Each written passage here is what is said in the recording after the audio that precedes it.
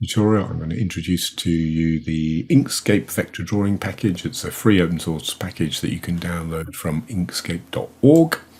I'm going to assume that you have already done this, and we can start the application up like so. I'm kind of also assuming you've maybe had a little bit of a play with Inkscape before and drawn some basic shapes and things. But if you haven't, if you sort of just keep pausing this video tutorial as you go along, hopefully you'll be able to create the image that I am about to create now. I'm going to start my drawing by creating an oval in the middle here.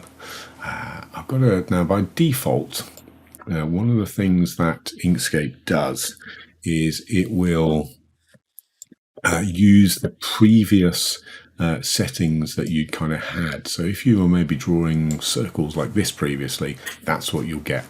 So I'm going to just do a little bit of resetting of colors and strokes and things. So I'm going to say what I wanted actually was a full ellipse, and I'm going to right click on the shape that I've just drawn and go to the fill and stroke properties. Actually, the fill and the stroke are the right colors that I want, but if I did want to change them, I would simply just sort of click on the bottom here for quick access to changing those, but I do want a yellow. If I were to change the color of the stroke, the quickest way to do that is hold down the shift key for the selected object and then choose a color. But actually they were the colors after. The thing that I don't like here is the stroke style is way too thick for what I'm after. Although it's a cartoony sort of image that I'm about to create, that's too big, and I'm going to change that to be 2 millimeters. Next, I'm going to draw another ellipse. So I'll make sure I've got that ellipse tool selected, and the one I want now is going to intersect the original one. There we go.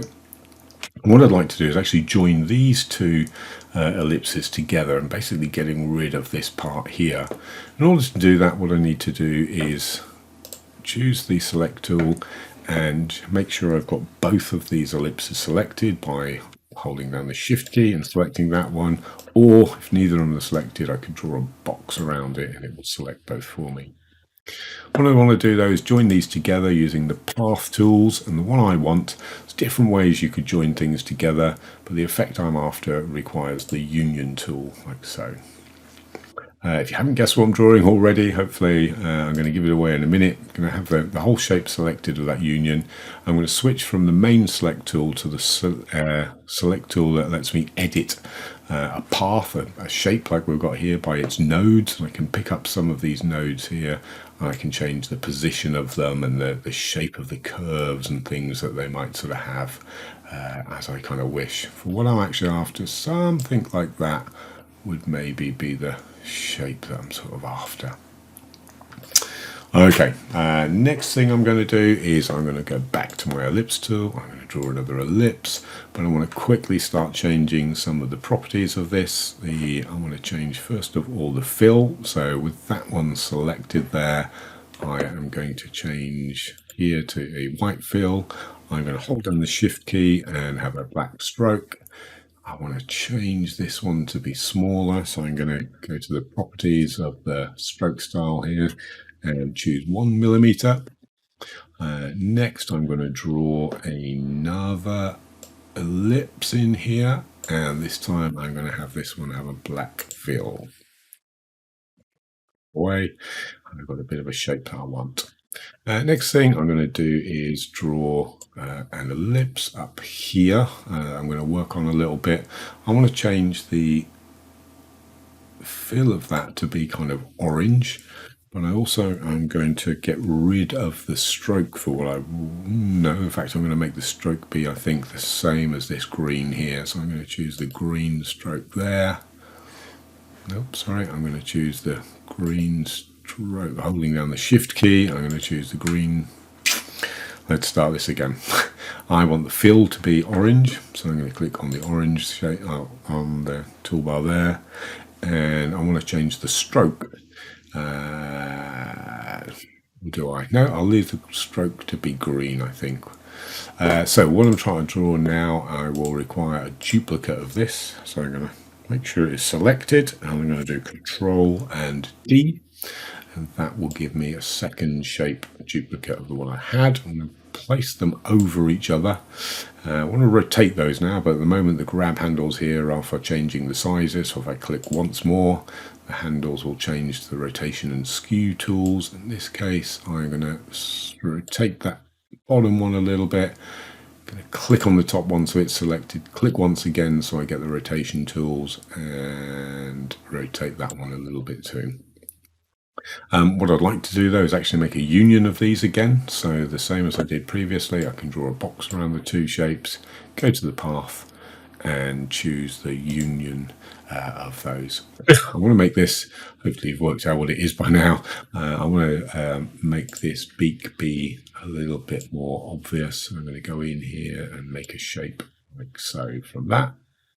Again, using the select tool now, I'm going to bring that down to the sort of body here of what we've got, but I don't want it right on top like that. I'm going to choose the level that I want it to be on, and I want to move it to the back. So I've got a kind of beak sort of there for what I'm after. Next thing I'm going to do is I am going to add some other shapes. I'm going to draw an ellipse like so, but I want to use a yellow fill on this. For what I'm going to do next, I want 2 more copies of that. So similar to the way we did the beak, I'm going to do Control D once, Control D twice, use the select tool, and I can see the 3 that I've got. This one, I'm going to bring the size down a little bit. So I'm actually going to make a little bit narrower.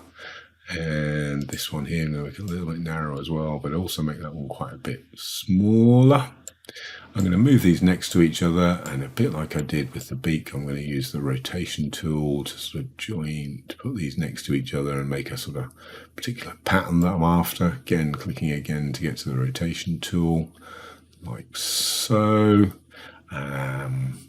Actually, we'll notice that these are still got the same really thin border that we had, stroke that we had for the eye there. So I'm actually going to select all of those, and I'm going to go to here. I'm going to say the stroke and style I want for those. For the stroke, I want to be 2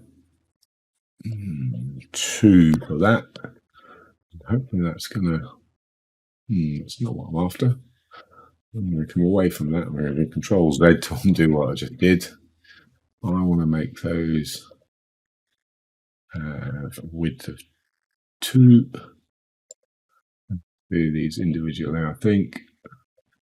2. Same with this one. 2. Okay, now what I want to do is what I said before. I want to make the union of these 3 items like so, and I'm going to use this node editing tool just to change the shape to be a little bit more like what I know I'm sort of after, something like that. And I'm going to grab that shape and I'm going to put it onto the select tool onto the end of the duck, and maybe make it just a little bit bigger. I'm going to change its level so that it looks a bit neater, I think, if it's behind the duck, a bit like we did with the beak. Next, we're going to go in and we're going to use the Bezier and line tool to draw a line. Double click to finish the line off there. I'm going to change the stroke of this to be something like 5, so it's a bit thicker, maybe 4 actually. And then what I'm going to do is I'm going to change the stroke paint, the color of it, to match the beak. The way to quickly match that here is I'm going to use the eyedropper tool to go in and match that. Obviously the duck's going to have 2 legs, so if I have the one selected and I do Control and D to duplicate it, I have my 2 legs and move that one out of the way. I might kind of rotate this one a little bit, so once to get the resizing handles, twice to get the rotation ones. And what I'm going to do is I'm going to start doing, similar to the beak and the tail feathers, I'm going to start drawing some shapes again. For what I want now is I want to have a fill that is the orange. So I'm going to go to the fill and I'm going to say I want to match that to the orange, but I don't want to have a stroke. So I'm going to hold down the shift key and say no stroke like so.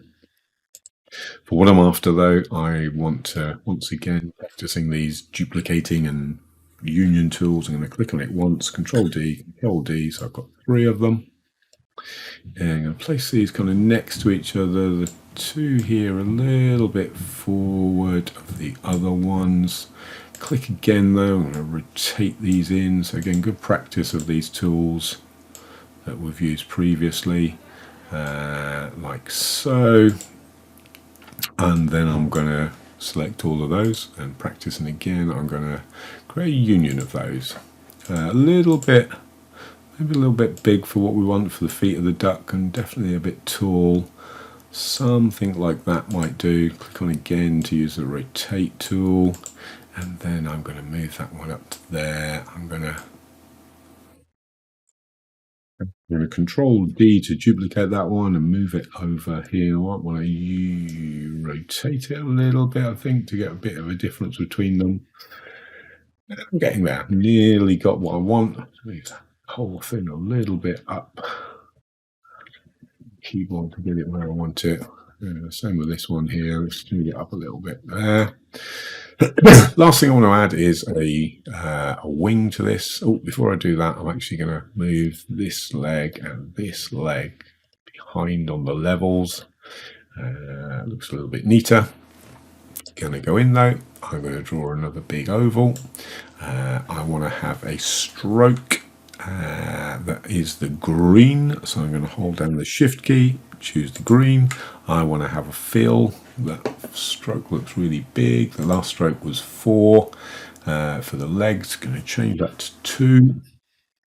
And I want the fill to be the yellow.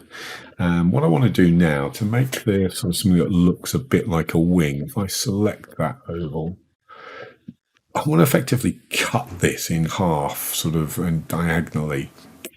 So to do that, what I can do is I can use the line tool and draw a line from here. So click once to where I want it to go, where I want the cut to kind of appear, and then double click, and I've got my line that I've just drawn. Holding down the shift key though, choose the select tool, and then that selects the line. Holding down the shift key, I can select the ellipse. I've got my 2 shapes here now, my line and my ellipse. But if I go up to the path tool, I can choose to cut the paths that we have. And what that will do is it will effectively get rid of the line, but it will cut the ellipse into 2 pieces. If we click away, you can see now I've got my 2 bits of the ellipse. Click on the one that's at the top. Oops, didn't want to do that. Control Z, click on the one that's at the top. And doing it again, didn't want to do that. I want to click on the one that is at the top and move this one. There we go. I managed to grab the one I was after, and I can delete it. And I've got a duck.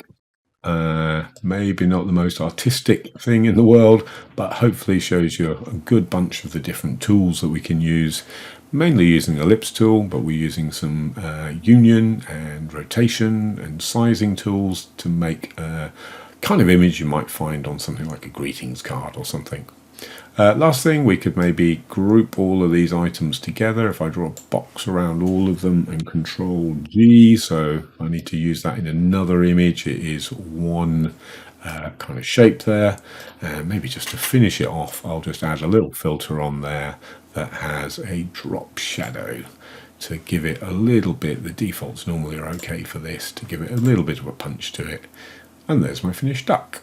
I hope you've managed to follow and enjoyed the tutorial. From this, it's given you hopefully lots of skills you'll be able to use and go away and create your own vector images. Thank you very much for watching. Goodbye.